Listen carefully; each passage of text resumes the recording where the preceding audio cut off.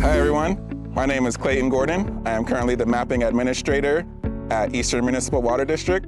I am also currently a GIS professional, aka a GISP. Hi, I'm Anissa Williams. I'm a GIS technician in local government. I do drone flights and programs, and I do a lot of GIS support work and data management. GIS is such a powerful field that once you attain those skills, you're immediately hireable. It was so diverse. Everyone had different businesses, but they all utilized GIS. I think GIS really opened my eyes to how if we don't have that data, things could really go wrong in some industries like traffic and safety, or even the amount of time it takes to get from a fire station to an incident. So those types of data projects I'm most proud of, just because I know that it's keeping people safe in our community and across the states.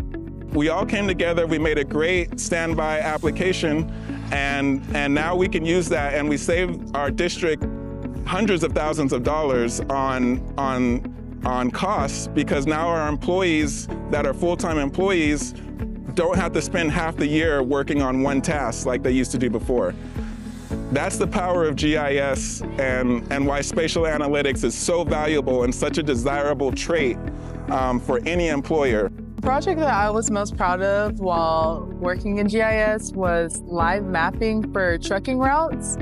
And you would think that it would have a small impact, but it really does. Traffic things happen all the time. It's an ongoing process. So for 4 months, we were doing live updates for trucking companies, and something as simple as a wrong bridge height or maybe a width of a lane that changed because cones were in place, or a detour can make the difference of a large traffic accident with major fatalities, or a smooth route for the truckers. It would be faster for me to name the industries that don't use GIS than it would be for me to name all the industries that do use GIS, because there's just that many.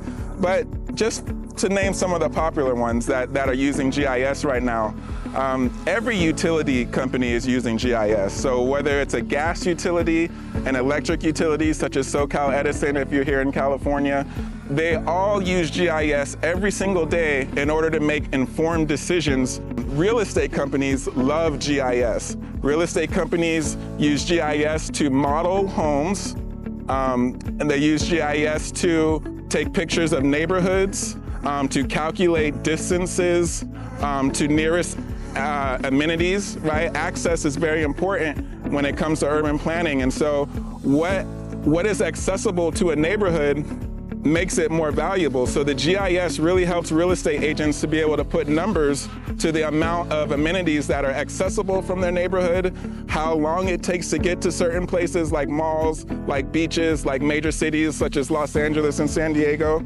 These are all things that are really important to a home buyer. And real estate agents are utilizing GIS in order to get home buyers those answers and keep those answers up to date as new construction occurs.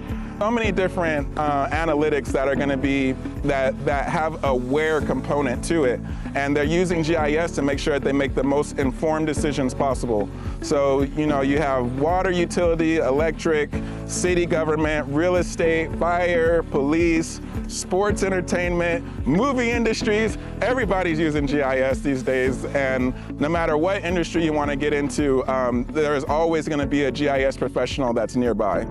Black Tech Link is a great organization to be a part of, because it is connected with so many GIS professionals who can help you get your first job, that can help you pass certifications like the ESRI fundamental certification. I think programs like Black Tech Link are very essential to build that confidence in people who may not have an exposure to tech and those industries, who may think that it's not for them, and it gives them a sense of, I can do this if I have a community of like-minded people who are looking to grow in the industry. Map the future!